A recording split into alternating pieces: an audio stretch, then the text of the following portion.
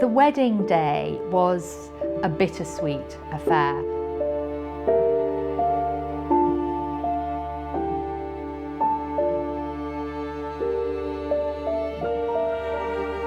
Prior to the wedding, Edward had been delivered two visceral blows. One, he was told that his wife would never get the HRH title, and it is no exaggeration to say that he received this news like a sort of fatal gunshot wound from which he never, ever recovered.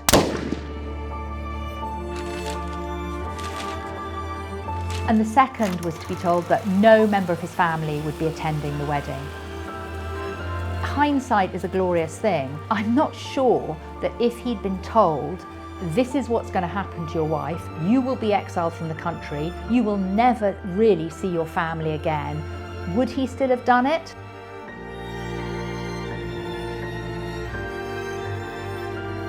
I think what's desperately sad is the night before the wedding, Sir Walter Monckton, Edward's aide, said to Wallis, "The people hate you very much, but if you make the king happy, they will love you and they will forgive you." For 35 years, every single day after the wedding, she did her best to fulfill him, to make him happy, and she genuinely did make him happy, and yet the court of public opinion never forgave her.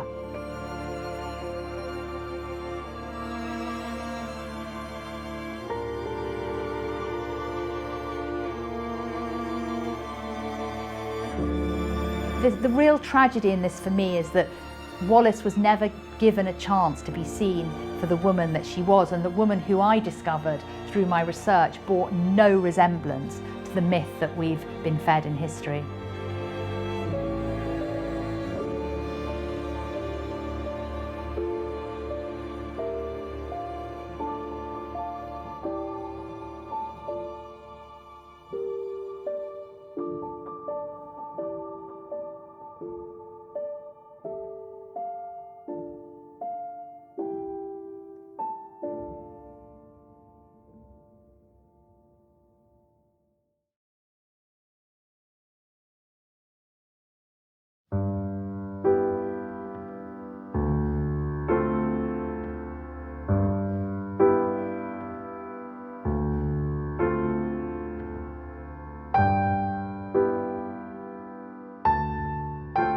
Everyday life in the early 20th century was very dynamic. The 19th century, the 100-year period before, was marked by great social, political, economic change. Britain became an industrial society. There was a general feeling of depression, both in terms of economic depression, but also social depression. The Wall Street crash, which emanates from New York. This plunges many ordinary people into dire poverty. Again, they turn to the extremes. They look to communism, fascism for answers. This is a moment of grave peril for the British monarchy. Lots of young men had died. The country was impoverished. There was a general sense also that Britain was no longer great. There was a sense of the days of empire, the days where people could be certain of Britain's place in the world had rather elapsed. And so when George V became king, there was a real sense that rebirth was needed and that there was a new kind of monarchy that people were looking for. Trained at the Royal Naval Academy as a youth, King George had once told his instructors, "Forget my brother Albert. He's going to be king. I'm going to be a sailor." But when his plans for a naval career were cut short and he found himself at the head of the British monarchy, the new ruler handled the grave responsibilities of his office in a manner that made his loyal subjects more than proud. I think it's really interesting that both George V and then George VI unexpectedly came to the throne. And I think that's very difficult because in these regal and aristocratic families, the heir is really conditioned and expected to become king and grows up with a sense of their destiny and all that entails. And the brother never really thinks that they are going to become king. Well, George V was very different to his father, Edward VII, because he was a much more traditional figure. He was somebody who was much more interested in maintaining the integrity of a monarchy. Everything that was integral to his being was about responsibility and duty and dignity. But what he wasn't a dynamic figure. I mean, he's often been called the most boring king ever to have ruled England. But he was the right person at the right time, because obviously what England needed at that moment was somebody who was boring and was stable and wasn't going to run off with chorus girls like Edward VII did.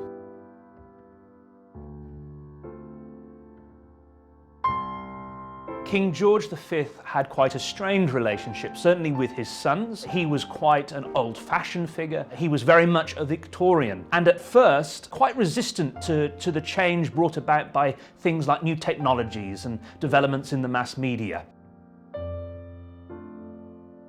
Freda Dudley Ward said that you could never blame Edward for his problems because he had had such a terrible time at the hands of his parents. He had always said that he hated his father and his father was horrible to him, and while he loved his mother wouldn't let him love her, and that she always sided with the king. If we look at it now, we'd almost regard it as abusive, because we look at the idea that these children were being treated in ways that were not humane and were not kind. But on the other hand, back then, there was no concept of kindness as we understand it today. It's really interesting that Edward said of his childhood that Christmas was Dickens in a Cartier setting. And I think that really sums it up, that while they had the trappings of wealth and incredible luxury, there was tremendous neglect. And even when the family had no visitors, in the evening they would dress for dinner in full regalia, in tiaras, in diamonds, but there was no emotional warmth. Edward later said that he had a curious type of loneliness, that even though he had all these siblings, even though they were brought up in royal palaces in Sandringham, in Windsor and Balmoral, all these places that we see as looking so splendid, there was actually tremendous emotional neglect.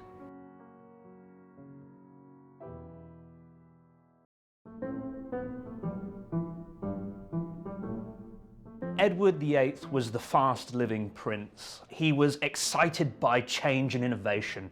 As a man, he engaged in lots of outdoor pursuits, things like flying, golf, skiing, swimming. He was a real sort of showman in that respect. Everything about his character was entirely unsuited to the role of the monarchy. He wanted to be more spontaneous. He definitely was more modern. He was somebody who escaped from this rather chafing boundary that he found himself under, because his parents had essentially told him all of his young life, you are going to be this dutiful prince, you are going to be king, you are going to do this, you're going to do that. By the time that Edward was of age, he had a simple answer to this: no, I'm not. It was also the case that he enjoyed sort of the fast life and nightclubs and partying. He'd go out socialising, drinking with his brothers. He also enjoyed the company of women. He had a number of extramarital affairs. You enjoy your dancing with the queens? Of course, I think anybody would enjoy it. It was awfully lucky. It was just awfully nice. And before I met him, of course, I was scared to death. I didn't know what I was going to say to him. But he was so perfectly natural. Why, it just seemed like dancing with anybody else, and he talked and didn't talk about anything particular and a little bit of everything. And it was just loads of fun. He was the bad boy prince, but he was loved by the public. He had lots of relationships, and they all tended to be with married women, which of course drove his family mad and raised concerned eyebrows at court.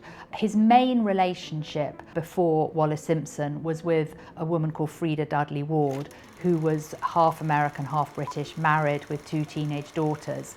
And he had this obsessional need in relationships for the woman to be a sort of mother figure to him. And there was one period where he wrote her over 2,000 letters. And although he had other affairs during that period, really Mrs. Dudley Ward was a very good influence on him, and because she was a sort of establishment figure, that relationship, although frowned upon, was kind of accepted, and she withstood his other affairs. And it wasn't until Wallis Simpson came along that there was a serious contender to Mrs. Dudley Ward's position as the Prince of Wales's mistress.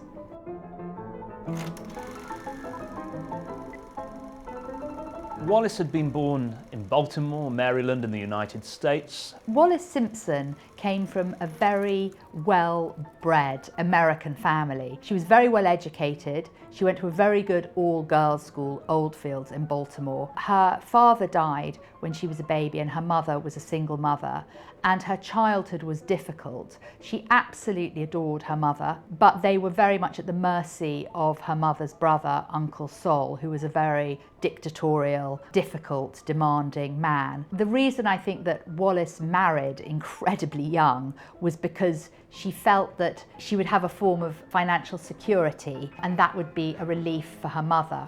He was in the Navy as an American Navy officer. That relationship broke down because of the long absences the two spent apart, mainly because he was away on active service. She discovered on her honeymoon that he was an alcoholic, and at this point she had never had a drink. She came from a very strict family background, and she didn't have alcohol. What's so fascinating about Wallis Simpson is the perceived narrative now is that she was some sort of femme fatale and she was a racy figure and she manipulated the Prince of Wales, when the reality was she was actually very prudish, very conservative in the way she dressed, in her bearing, in her being. She was a woman ahead of her time. She could not see why or how she should remain in a marriage that was abusive to her. So eventually she did escape and she travelled with a friend to China. And her so-called Lotus year again has been utterly manipulated and denigrated by biographers, saying that she learned tricks of sexual perversion and all these things, which the Wallis I encountered was just so far from who she was. Possibly the most sexually shocking fact about Wallis Simpson is that on the eve of her wedding to Edward, she told the man who gave her away, Herman Rogers, that neither of her previous husbands had ever touched her below her personal Mason-Dixon line, which seems to imply that she was not exactly a virgin, but she hadn't had sexual intercourse. And this was because what was a source of great secret shame and embarrassment to Wallis was that she was what's known now as intersex, where you have both the male and female organs, and it's likely that a full sexual relationship would have been quite difficult for her. And I think that one of the things that united Wallis and Edward was they both had sexual insecurities. And of course, we can't know what goes on at 2 o'clock in the morning, you know, lying in bed between a couple. But I think it's fair to say that they somehow understood each other. Wallis Simpson is, I think, one of the most vilified women of the 20th century, most of which I think is dictated by misogyny, pure and simple. I think that the idea of a strong, confident woman who was forging her own path in the world was seen with absolute terror by people who didn't like the idea of this person who couldn't be kept down, wasn't answerable to anyone, didn't belong to the British codes of conduct. Wallis and Edward first met at a house party in Melton Mowbray in Leicestershire. Edward is in awe of a woman who refuses to placate him. And of course she was intrigued by the Prince of Wales and incredibly flattered as she became involved in his milieu. Edward was still involved with other women. Wallis was still married to Ernest Simpson at this point in time. But in her mind, this was just a sort of frisson, a flirtation, a bit of fun, and she was firmly married to her second husband. And we know this because she wrote a letter to her Aunt Bessie saying, "What a bump I'll get when the prince settles down and finds a suitable royal bride." Well, the problem for her was that didn't happen. Events absolutely spiraled out of her control due to his inability to let her go or give her up. From the first meeting, it was very much Wallis and Ernest, and they were in the royal milieu. And then Edward was very intrigued by Wallis, clearly, and would start dropping in for potluck suppers à trois. It has to be said also at this stage that Ernest Simpson was very flattered to have the Prince of Wales in his milieu, in his home. And as Frida Dudley Ward said, when she was asked, well, did your husband mind about your affair with the Prince of Wales? She said, no husband ever minds if it's the Prince of Wales. And I think there was an element of that. I think that Ernest didn't expect the relationship to go so far, and I think nor did Wallis. It was well known in high society that this affair between Wallis and Edward had been going on. Well, in the upper classes in Britain in the early 1930s, it was considered rather fashionable to keep a mistress. And so the fact that Edward, as the greatest man of fashion of them all, was involved with a married woman was in no sense remarkable.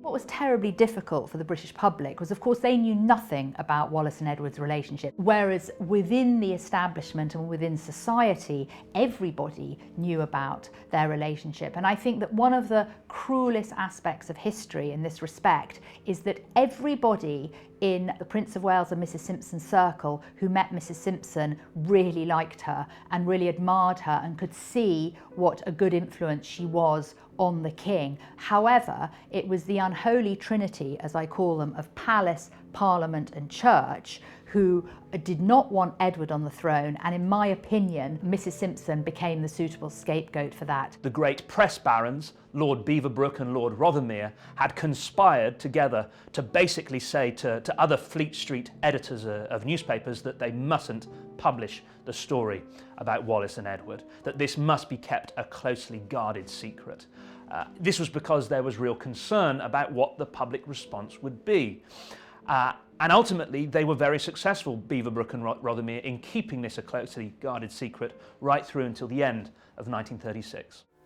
Then, as London's clocks neared midnight, the word came by radio from England's famous BBC that the King had died.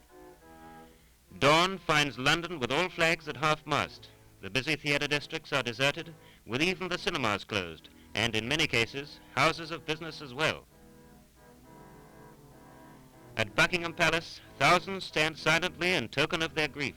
There is no disorder, but from time to time the mounted police find it necessary to push back the first lines.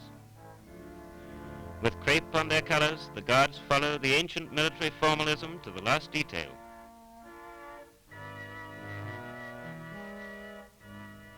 In London's Hyde Park, light field artillery fires the traditional salute.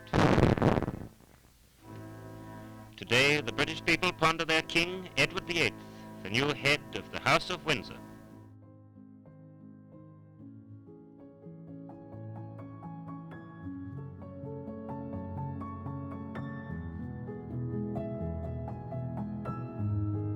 There were some doubts about Edward's fitness for the role, certainly among government circles and in religious circles. And the British government didn't like the fact that Edward was outspoken.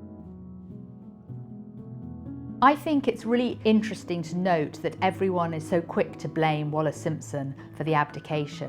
In 1927, which was before Edward ever met Wallis Simpson, Stanley Baldwin, the Prime Minister, was standing at a point-to-point with the courtier Tommy Lascelles. It was said by Tommy Lascelles that I hope that he would fall off his horse while racing and break his neck.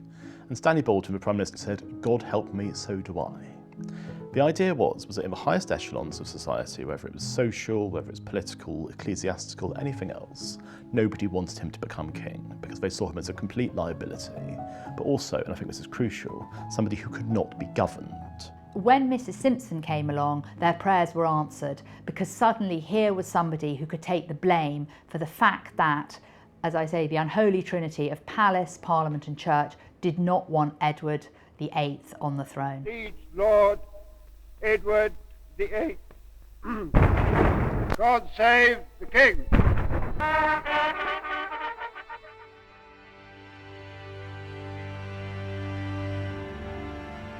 As a king, Edward took his role quite seriously, certainly when it came to being out and about in amongst his subjects. When he'd been Prince of Wales, Edward was very active, going out into villages, towns, cities, meeting, greeting ordinary working class people. There was a great deal of affection for him among the British public because he had this special intimate relationship with them. However, in terms of the business of government, he was less dutiful. Within the constraints of his character, he did his best, and the main point is that he was incredibly popular with the people. His people adored him because he had this relatability. But in terms of his rigid duty to what it entailed to be king, there were many aspects that were lacking. We also have a tradition of a free press. We have a tradition of people talking about things and being quite open. In 1936, it was very different, because what happened back then was that the major news story of the day, that the King of England was involved in a relationship with a married American woman, was just simply not talked about. It was all over papers in America, it was all over papers in Europe, and in Britain it simply was not mentioned at all. But all of the newspapers knew this was a massive story, and so the editors and proprietors were faced with this tension between, do we keep the story off the papers like we're supposed to, or do we run it, and do we sell papers that way? And all of them were waiting, essentially, for a sign. And the sign came on the 1st of December 1936. The sermon by the Bishop of Bradford was so cataclysmic in the whole run-up to the abdication, because it was the first time that the royal family were really tainted by scandal. This was because the Bishop of Bradford stood up on a Sunday morning and criticised the king for behaving in an unchristian way. What he actually was talking about was the fact that Edward didn't go to church very much on Sundays. But what the London newspapers interpreted this comment as an implicit criticism of Edward's affair with Wallis. And they used this as an opportunity to announce the news to the public that this affair had been going on. The sermon had a devastating effect on the course of history and the next 10 days and what unravelled.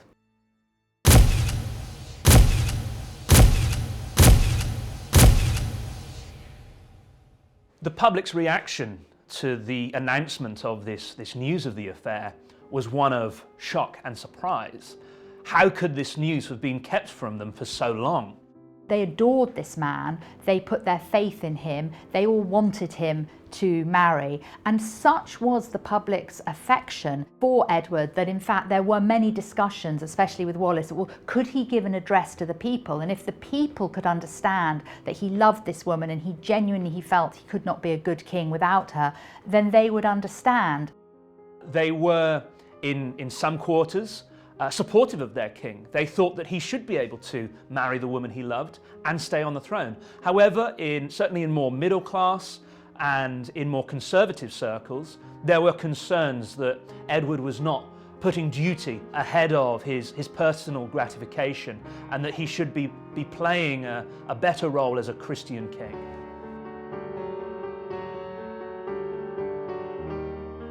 My opinion of the king, he should marry who he loves. He's been a good chap in the working class.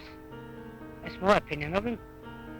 Quite apart from the fact that she isn't of noble blood, Mrs. Simpson has twice been in the divorce courts. To my mind, that completely rules her out as Queen of England. The nation is behind him, and we must not lose him. I am a housewife. Personally, I think he is a sign of modern democratic times. I do not think that the church should interfere in matters of state. I am a chauffeur by profession. After all, the king is a man like myself, but he should not allow his private life to interfere with his public life. In my opinion, the king's marriage should be a private act and considered as such. In this case, we should be able to avoid a constitutional matter. But I ask myself why the Baldwin government has forced an issue which cannot possibly be decided until next April. In my opinion, it is a possible explanation that they are concerned with the growing popularity of the king. King Edward VIII, center of the greatest storm in Britain since the World War. Opposed to the popular ruler's desire to marry Mrs. Wallis Simpson, strides Premier Stanley Baldwin, spokesman of the old school, bulwark of conventional England. No marriage to Mrs. Simpson, Stanley Baldwin says, speaking for the British government. Here he is in typical action. Government is a great idea. Today in Britain's new crisis, the Premier proves that he has lost no force. Mrs. Simpson replies with a formal offer to give up the king, withdraw from the tempest which sweeps the empire, leave Edward safe upon his throne. Edward always knew that abdication was a possibility. If we go and look at the diaries of his friends and associates earlier on in 1936, when they're talking about the affair before it's become public news, we know that Edward was already considering this idea that he might have to abdicate in order to marry the woman he loved. However, this was not plan A. He would have preferred to stay as king. This was a role he cared about deeply, that he wanted to play, and he wanted to marry the woman he loved. Ultimately, he was pushed towards option B, which was ultimately giving up the throne in order to marry Wallis. It's a really interesting question, was the abdication a difficult decision for Edward? Because in one sense it wasn't a difficult decision at all, because the thing that he was most clear about was that he could not be an effective king without the support of the woman he loved, and that this relationship meant more to him than anything. However, for a man like that who'd been brought up in that household, obviously to abdicate was the most seismic, devastating event. And I think he genuinely felt terrible at letting the people who loved him down. But at long last, I am able to say a few words of my own. I have never wanted to withhold anything.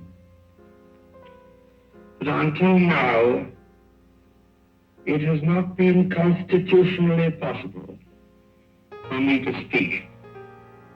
But you must believe me when I tell you that I have found it impossible to carry the heavy burden of responsibility and to discharge my duties as king as I would wish to do, without the help and support of the woman I love.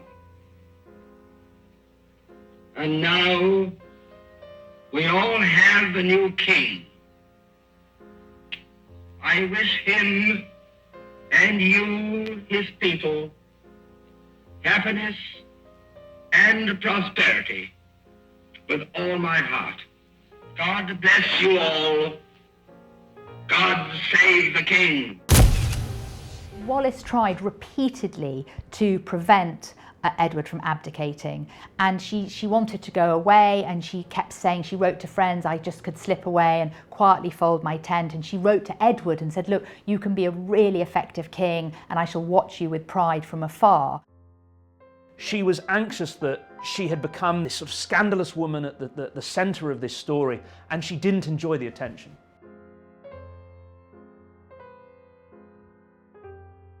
Bertie, his brother, was completely and utterly devastated and derailed by the abdication. He never expected to be king. He didn't feel that he had the wherewithal to be king. He was the absolute antithesis of his brother. His brother was sophisticated, glamorous, dashing, confident, good with people. Here was Bertie, anxious, stuttering. You know, you couldn't have a greater contrast. He begged Edward not to abdicate. He said, please, you know, don't do this to me. It was something that he'd never wanted. He had a debilitating stammer, which meant that any kind of public speaking was nearly impossible for him. And it was with complete fear that he watched the rise of the abdication crisis, because he did not want to be king.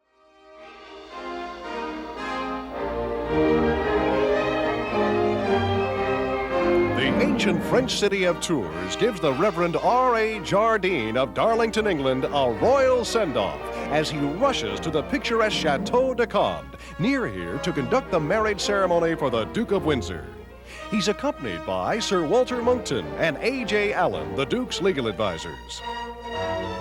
Their arrival at the gates of the Chateau Park finds a small army of photographers and newspapermen besieging the entrance, preparing to flash to the four corners of the globe the climax of the royal love story that has gripped the world.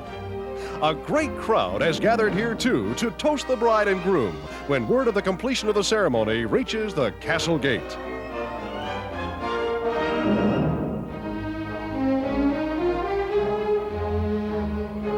Now, the present photographers are allowed into the grounds, and so we proceed through the peaceful sylvan scenes, scenes ideally suited to royal romance, to the ancient chateau, with its historic towers and its impressive atmosphere.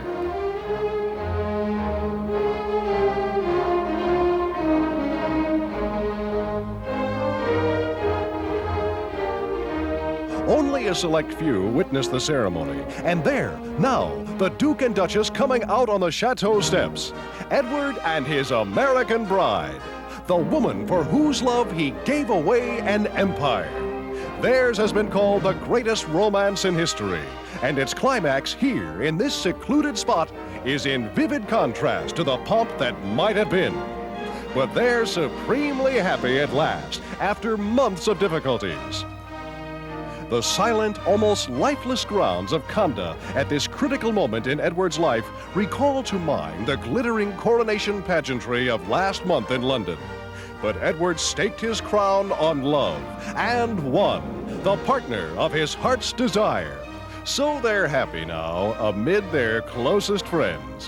Herman L. Rogers, who gave the bride away, and Mayor E.D. Metcalf, the Duke's equerry and best man. For the public, his abdication was a rejection. It was an utter shock. It was a betrayal.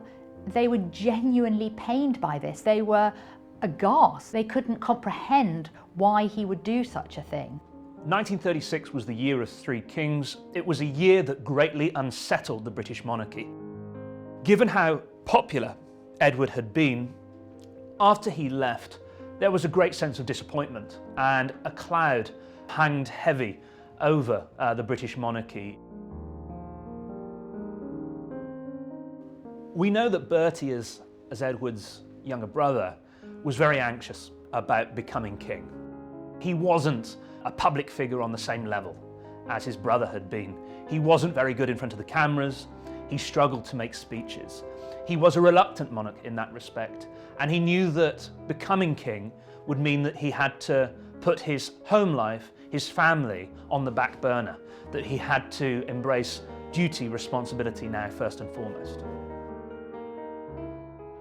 For royal families, as for the rest of us, life has its times of sorrow as well as joy. With this royal family, the British peoples have shared both. To the king, who in his own words now enters upon a new life, and to his charming queen, Britain and Empire wish many years of happiness. Long may they reign. God save the king.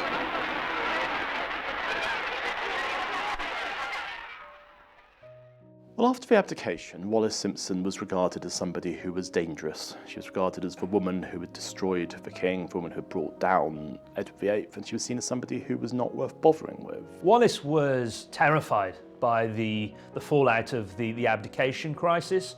She was hounded by the press. She was essentially ostracised by the high society circles that she'd previously spent time in. Edward was a much more dangerous figure in terms of his politics, in terms of his associations, but she was damned by association. She was somebody who was never received again socially in Britain. She was somebody who, in America, was essentially regarded as like somebody out of a freak show. And she knew all this. I mean, she was an intelligent woman. She was somebody who understood what the lines of fashion were, what the lines of society were, and that she was being regarded in this incredibly negative way. And I think she resented it on a personal level, but she never made any reference to any of this stuff. She just smiled and dressed fantastically and soaked up the slings and arrows of abuse that were directed towards her. I think Wallis was trapped by Edward. I think that if he had really loved her in the sense that I believe love to be, he would have let her go. Because the problem was that in his obsessive need for her, the evidence is she absolutely did not want to marry him, but she couldn't extricate herself.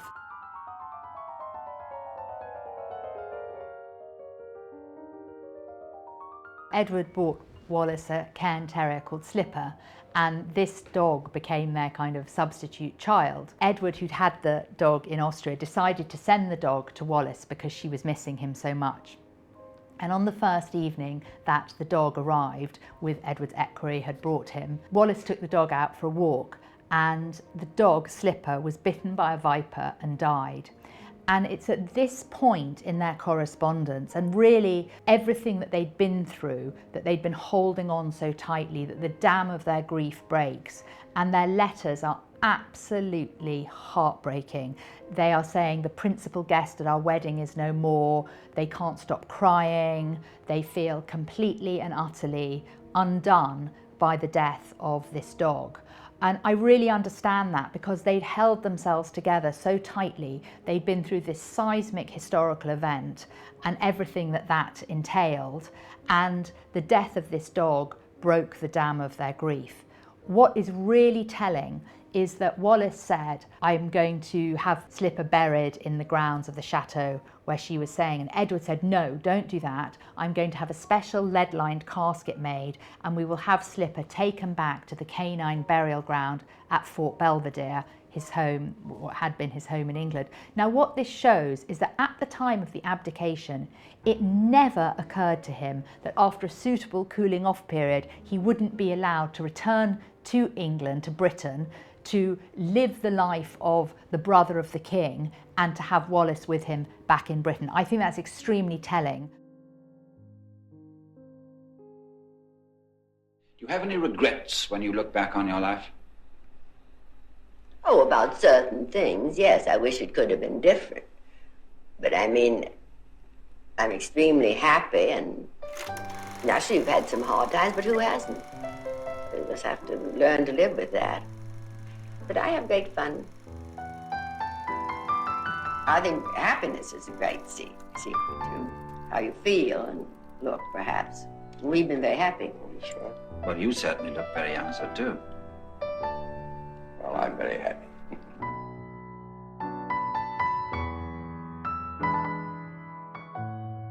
As Edward's health failed, Wallis essentially became his full-time carer. I think by the last years of Edward's life, when he had various forms of cancer and he was physically very debilitated, I think that Wallis was, if not a physical help to him, at least a sort of emotional help to him. Because by this stage, they'd been through so much together that they had this companionship of many decades standing. And people who would have dinners or parties with him reported that she would be making an effort for the party to be kept going. In a sense, you can see that even decades after her heyday, she was always somebody who was living by the standards of her era, making sure everyone had the best wine, the best cocktails and so on. But I think that by the end of Edward's life, she knew that when he died, she'd be seen as a very diminished figure, and that's exactly what happened. When Wallis returned to England for Edward's funeral, which is what he wanted, I think the absolute irony of it was that the royal family gave her everything that would have meant so much to her husband in his life, but in his death she didn't care.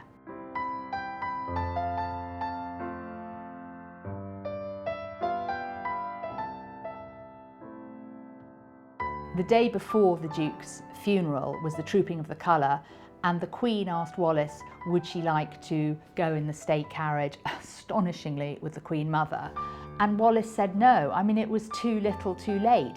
It would have given her husband so much pleasure, but she didn't care about any of that. What she wanted was for him to have been acknowledged and for them both to have been acknowledged in his lifetime.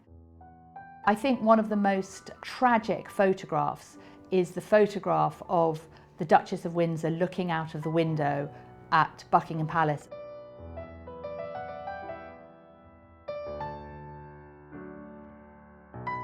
She looked so lonely because she was alone when she was amongst the royal family, and she knew she had to go through this because it's what Edward had decreed.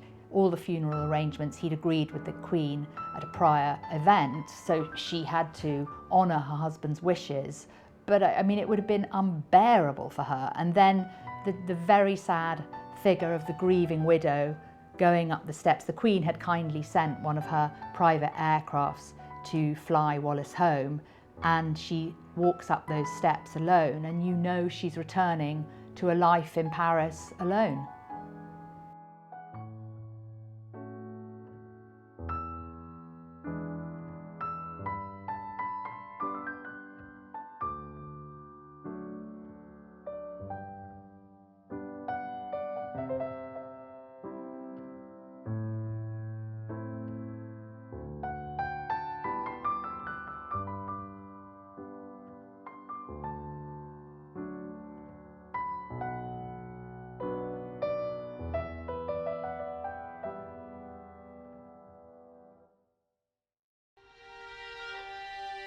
got to feel sorry for her on a personal level. These 14 years without her husband, where she essentially was trying to do what she could for her to be regarded favourably by posterity. And I think now she is regarded more favourably by posterity, if only because we can see the true awfulness of who her husband was.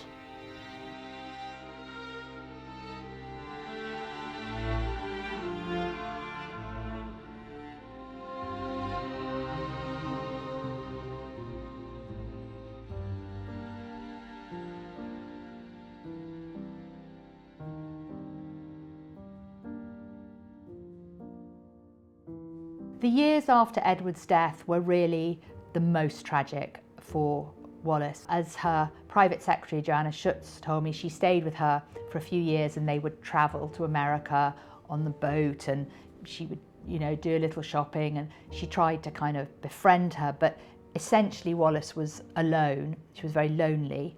And the most awful aspect of this was that she became involved with this lawyer, Maitre Bloom, who excluded her friends. And Wallis gave up eating. She had these terrible ulcers. She became very, very infirm and frail.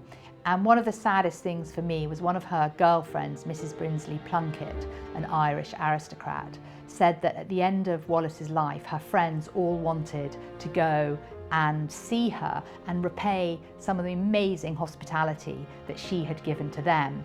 And as Wallis became more frail, she was literally imprisoned by this lawyer who would not let anyone into the house. And when Wallis lay dying, Mrs. Brinsley Plunkett said, "All I wanted to do was go to her bedroom door, blow her a kiss, put some flowers by her bedside so that she knew we cared." But Maitre Bloom, stood Praetorian Guard and no one was allowed in.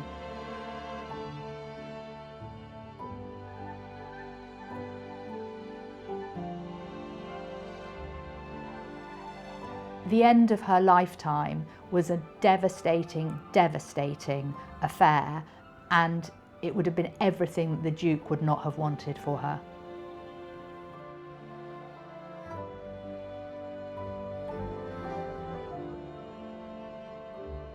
I think her legacy is a woman who was misunderstood, mistreated by the establishment, and has never really been recognised for the woman she was. And until recently, I don't think her qualities have been fully celebrated. But let's face it, her legacy is a woman who changed the course of history.